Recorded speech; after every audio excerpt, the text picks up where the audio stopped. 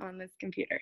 Okay, so thanks guys for jumping on. I knew I was doing this training call last week.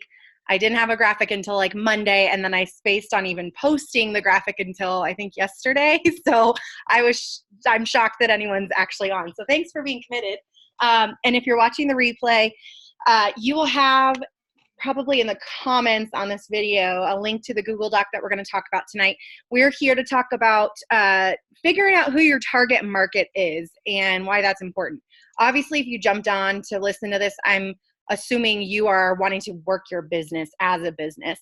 This is probably not the best call for someone who's like not really sure they want to share. You know, if you're just kind of willy-nilly out there and maybe going to share with 3 people, that's not the person we're talking to tonight. But I guarantee you that the 5 people in front of me, hi ladies, I know all 5 of you are committed to your business and wanting to grow in different ways. So that's kind of what we're here to talk about. This isn't a necessity to start a Plexus business, but it can definitely help you grow. So I started prepping this because I was going through a different marketing course, and I've done this several times. I've refined my target market probably at least once a year for the last 3 years, like revisit it and revisit it and revisit it. And so it just came up again in this marketing course I was taking. So it's like, well, let's talk about it again, because I've talked about it before with you guys too. But as I was prepping for tonight, it occurred to me that like I should probably like define what a target market is, because you kind of have it in your head. But when I looked it up, I was like, oh, that really clarified things. So the definition of a target market is a particular group of consumers at which a product or service is aimed.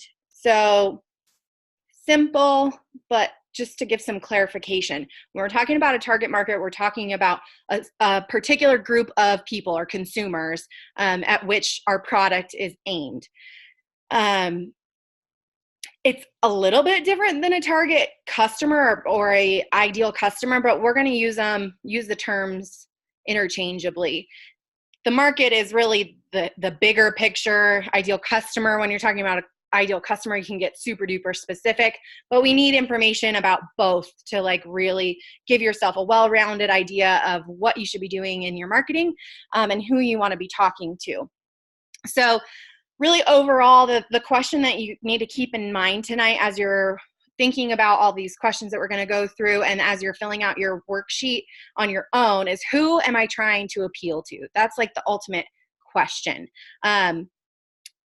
A lot of times your ideal customer tends to be like you. That's the most simple way to do it. For the most part, you attract who you are. But as I was thinking about this, I was thinking about kind of like the Goldilocks zone, right? Goldilocks was too hot, too cold, just right. If you're thinking about yourself and your ideal customer, for the most part, it's going to be somebody similar to you. So I can say, well, people who are attracted to Celeste Gwynn, those are not my people. Like they're totally different. Their socioeconomic status is way higher than mine. They've got a lot of money and they can throw it around however they want. Those are not my people. That's too high.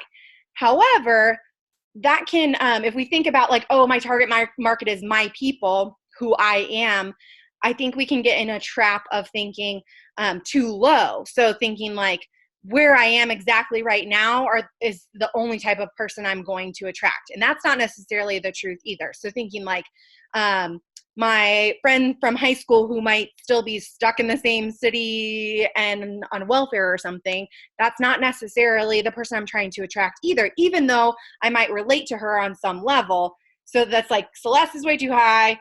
That person from, my past who's negative all the time and all that, they're way too low. We got to find somewhere right in the middle. And that Goldilocks spot is basically like where you are plus a little bit of aspiration, just a little bit better, giving some, people something to aspire to. And I know at least the 5 of you that I'm looking at, you kind of already get that. Like you radiate positivity. You're not just stuck in where you are today and you're going to be there 10 years from now. The whole point is that you're you plus a little bit of aspiration should be the Goldilocks zone of who you are, meaning who you're going to attract. Okay, so that was kind of my spiel before we get into this. I'm going to screen share, and I have like a million windows open, so I'm hoping it'll go. Oh, perfect. It goes right to where I wanted to go. Okay. Have you guys on the left. I'm home by myself, which never happens. And I thought, oh, cool, I'll have a quiet house to do my thing in. And the dogs, of course, are like super whiny. Really only one is really verbal. So I'm not shocking. I'm buzzing him to try to keep him quiet. Like if it's not the kids, it's the stinking dogs. Okay, so here is a worksheet that I put together for helping to define your target market. So, you'll have time, or you should set aside some time later to really go through and answer all of these questions yourself. I want you to keep in mind two things. That one should be really focused on finding as much actual tangible data to fill this in with as possible, because we can assume things really easily and sometimes they might not actually be the truth. And if you really look at what your actual data is, it might shock you or surprise you or give you ideas on how to tweak things. So one, I want you to be really looking for actual data. I'll talk about where to find that. And then two, parts of this, you're going to have to use your own brain power and really think about, like, you know your people, use that knowledge to fill things in. Okay, so step one. So I think I've got 5 steps here, 5 steps. So step one is demographics, analyzing who your actual customers are. And customers would be your customers, like on your customer report, and your level 1 ambassadors, because those are people that you have successfully attracted to sell what you're trying to sell, right? So you're gonna go into your virtual office and go to, if you click on I think it's orange number that shows your PV, that will open up your customer report. If you've had a lot of customers, I would look at the most active. So possibly the people that are still ordering now or that had ordered the most or kind of for the longest period of time with you. And then you can go to your downline report, which would be the purple number in your virtual office, and go down and you can sort it just to your level 1 ambassadors. Those are people that you personally sponsored. I can't see the chat, so if you guys have questions, you're gonna have to unmute yourself or wait until I'm done, I guess, and I can check the chat. So customer report, ambassador report, looking at your level 1s, the people that you personally sponsored. What I want you to do is aim for at least 10. You should be able to edit this on Google Docs. If you feel like you would like to do 20 or more the better, because then you can do some averaging. But I would shoot for at least 10 customers and ambassadors, level 1s. You don't have to put their names, but I put a section for that. And then note at least their top 3 products if they're taking more than one product, or if it's like triplex, you can just write triplex. But try to keep track here so that you can go through and look at the end, when you fill this in, you'll have 10 people or more, and you can say, okay, wow, I'm really selling a lot of ProBio 5. Like, that's a lot of my customers. And you might know this intrinsically, but it's good to actually go through, spend the time and look at the hard numbers. So products 1, 2, and 3, like what they're ordering for the most part. If it changes, just kind of give an idea of what they've ordered the most. And then age, like a range of their age. You don't have to go like stalk them yet, but getting, an idea. They're about 32 or they're about 45, whatever that is. So then you can look, and at the end of this, you'll be able to say, I should have probably added a little line down here for like average. The idea is to get an average, average of all of these. So your average customer is actually 32, or in the age range of 30 to 40. Gender, I'm just going to guess that most of them are going to be female, but you might have more males. Marital status, that's just, that might seem like, oh, that's kind of weird. But if you know about your personal customers, that you tend to appeal to single moms, then you're going to talk to them differently than married with kids. Or you could even take this a step further, and instead of marital status, say like life stage, and say, mom with young kids, or retiree, or single without kids kind of thing. So then that might give you a little bit more insight than marital status. So again, the goal is to get an average idea. Income, just make your best guess, like at a range. You probably know them close enough to know what they do for a living or what their spouse does, just to give yourself an idea, like, who am I actually attracting? Because a lot of times, especially if we start thinking about the business, we think, oh, so-and-so really needs the business because they are just struggling. But in reality, if you look at your level 1 ambassadors and the ones that are actually working the business, or the ones that have just signed up and been consistent, or they just tend to not be people that are struggling financially. It's kind of an oxymoron or a weird paradigm that we have, but people that need it the most aren't necessarily the ones that are most inclined to sign up. And then, so here is where that's kind of like all stuff that you can either look up on Facebook, or you just know already about them that are stats. Interest 1, 2, and 3, or you can add a few more. I want you to take some time and think about, or really dig on their profiles. If you know them well, these will be easy, but if you don't know them super well, you're going to have to go kind of search a little bit and be, Facebook stalker a little. But try to get a broad view interest, at least 3 of them per person, right? So like if I was looking at Sarah Middleton as my customer and I filled all this in and then I got to interest, I would say like, okay, well, I would guess that she's probably really interested in like food and cooking, because she posts a lot about like her dinners and really good, like, Midwestern food. Her other interests are probably her like mommy, like family time, right? Like family activities, mom things. And then a third interest might be college football, because she posts about her brother playing football all the time, whatever. So just to get a general idea. And I think this is the interest can give you more insight into like what you could be posting about.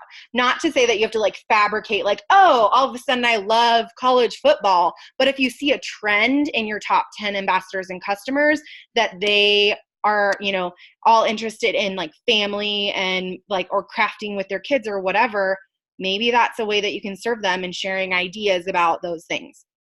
So already up here, you're starting to kind of get some clarity around how you can implement this, which is like the last step. But that is probably going to take you the most amount of time probably on this sheet, I would say.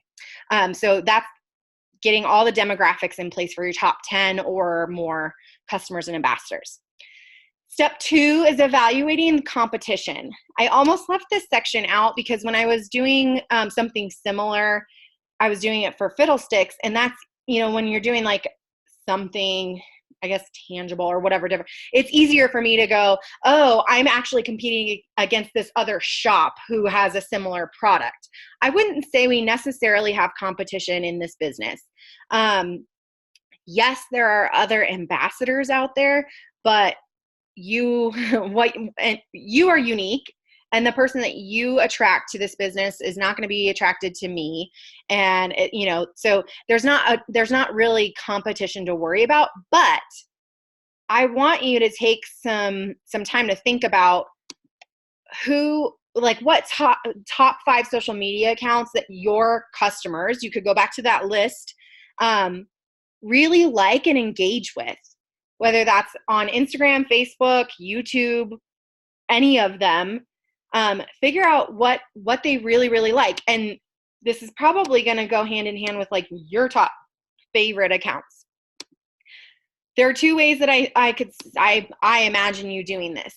One, you go, if you want to go like full on Plexus, you can go to the scoop email from this last week and scroll through and see the top recruiters for the week, like the people not top business building bonuses, because they didn't personally sponsor, but the people that sponsored the most personal level 1 ambassadors or customers, and go find them on social media and look at what they're doing. And I will warn you that when you're doing this section on competition, like, you've got to be in the right mindset.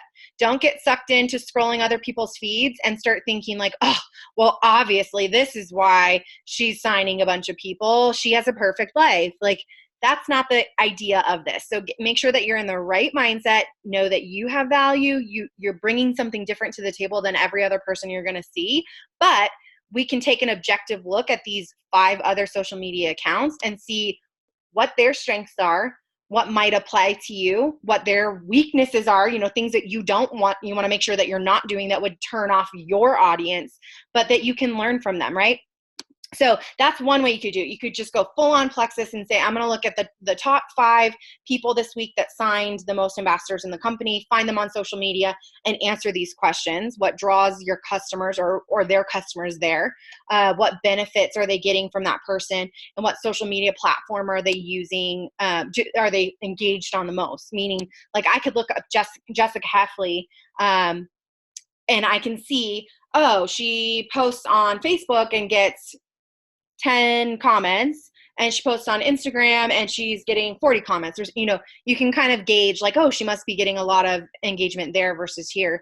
That's not super duper important, but it would be interesting to see like, oh, where are they really getting a lot of engagement? And would that apply to me? The other way you could do this is go full on non-Plexus and say, what are the top 5 social media accounts that people like me or my ideal customer is engaging with and following that has nothing to do with Plexus? So like the first one that would come to mind for me is like Rachel Hollis. Like, okay, Rachel Hollis, let's look at what draws people like me to her. What benefits is she providing? What are you gaining from being engaged on her social media, etc.? So that's kind of the 2 ways I see you could do it. You could mix those 2 and do half and half, whatever. Again, I'm going to reiterate because it's so easy to slip into it. Don't let that become a comparison trap or, start to beat yourself up and feel bad that this person has a gazillion followers and a perfect life and the perfect filter and our kids are smiling all the time. Like, don't get into that. It's everybody's highlight reel. And especially if you're using it for business really effectively, it's really calculated and curated. It's really specific as to what they're putting out there. Okay. Once you're done with that shouldn't take too long unless you start scrolling and get distracted. Step number 3 is to go through psychographics. I think I spelled that wrong. I think I missed an H in there, but I'm just going to leave it. You guys can edit it or something. Psychographics. So this is, it's not like crazy people. Psychographics just means like your, what makes up your lifestyle, basically, right? So like things like hobbies and that sort of thing. Something happened here with my formatting, but you can read the whole, if you click on this, you can read the whole question. So this is kind of more, this isn't like data driven like the first 2 questions are. This is where your brain comes in. So you're thinking about your ideal customer. Wow, my formatting got really jacked anyway. Thinking about your ideal customer kind of based on what you already know up here, like, okay, my average customer plus who I know who I am and who I'm attracting. Based on that, then you answer these questions. What is your preferred customer's lifestyle? Are they conservative, trendsetter, exciting, socialite, eco-friendly, minimalistic, economical, etc.? I would try to get really specific as possible, and you can have multiple things. But overall, and we'll get to implementation at the end, but I just want to say it now. Overall, you're going to take this information and say, okay, if my preferred customer is really on trend, like not necessarily a trend setter, but trend follower, an early adopter of trends, like what's trending in home decor, or, she really likes to shop at Target and follows those trends. That should be telling you something about what you should be posting. That can determine what type of pictures you use, what types of posts you're making. And let me give you the opposite of that. So, because that's what a lot of what we see and is easy to borrow as far as Plexus things are concerned, like the whitewash, the farmhouse look, the over-filtered stuff, like that's super trendy. But that was probably created by a 25-year-old diamond or a 32-year-old that speaks to their people. But if you're 40 and your people see that and think, they're not following that trend, they don't like that stuff, they're not going to stop and pay attention to it. If what excites your ideal customer is adventure and being being outdoors, then that's the type of stuff you should be posting. And if you want to get like crazy with it, down to the graphics that you're using for any Plexus posts. Like, don't just borrow something because it looks cool and that's what everybody else is posting if it doesn't speak to your ideal customer. So that was a really long explanation about what is your preferred customer's lifestyle. 2, what is your customer's social class, lower, middle, or upper? We kind of touched on that, but just consider what that means for their budget. And this isn't to say this rules anyone out. If they've got a lower budget, then maybe consider not, presenting ProBio 5 or a single product active as an introductory product, not necessarily talking about the full package all at once. Does your customer follow trends, or do they set the trend? That kind of goes along with that one. What activities do your customers partake in? Physical fitness, shopping, religious activities, eating out, family time, outdoor activities, all of those things. Like, where do they shop? What do they like to do out there? What type of reading do they like to do? Get as specific as possible. And then once you've answered those 4, take some time and put that together. Write 3 to 5 sentences really describing your ideal customer with as many details as possible. And then you're going to take all of that. So you could take those 3 to 5 sentences, but also add in this demographic information that, my average customer, my ideal customer is, a woman who's 32 to 45, who has a middle to upper income, whatever it is, who likes to do da da da da da da da da da da. Give yourself kind of a good paragraph, and that will really clarify who you're talking to. Okay. And so I've kind of been talking about it. Wow, I'm at 40%. Hopefully we make it through. I've really been talking about it as we've been going, but step 5 in all of this, that's cool if you end up with a paragraph, but it doesn't really do anything for you if you don't use it. So step 5 is implementation. And so I just gave you some kind of questions to ask yourself to help you determine what your next steps are. Because I could tell you, here's a checklist to do, but it's probably not going to apply to you unless you've done all this work and you determine it for yourself. So what does all of this stuff mean to you? What have you kind of gained clarity on when you've answered all of these questions? Does it mean you need to change the social media platform that you're using, or stay right where you are because your ideal customer is there?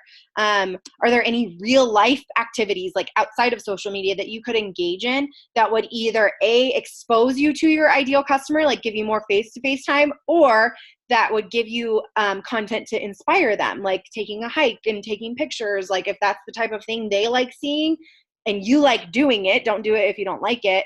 But if you like doing it, cool. It's bonus for you because you're doing it, and then you have content to inspire your target market, and they're going to be paying attention.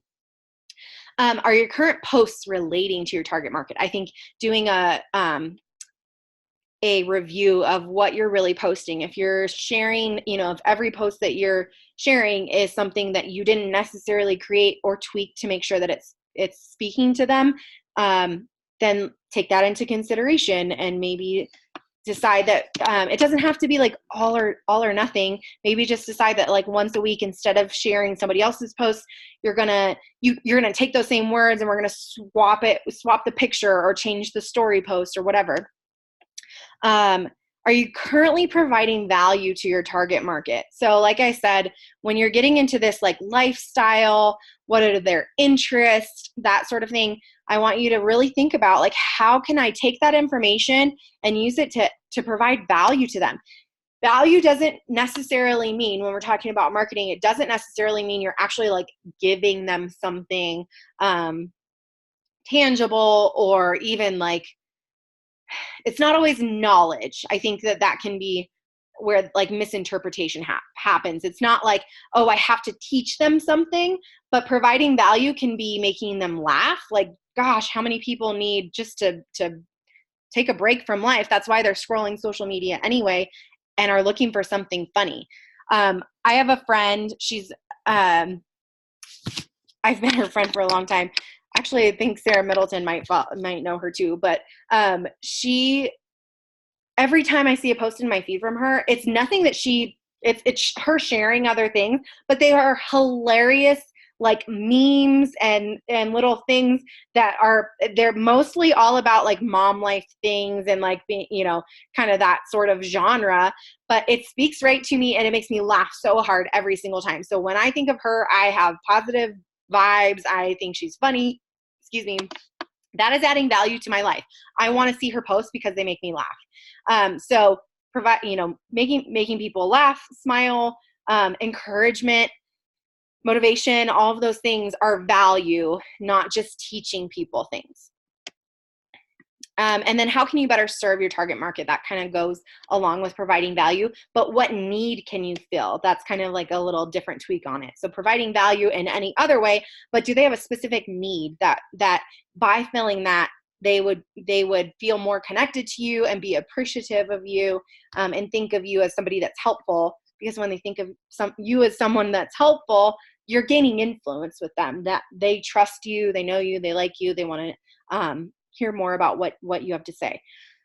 So as far as like needs that you can fill, like I was saying, like if I know that Sarah Middleton likes family time and likes doing crafts with her kids, then maybe I'm going to share a craft idea or a great deal that I saw at Michael's on, craft supply sale or something like that.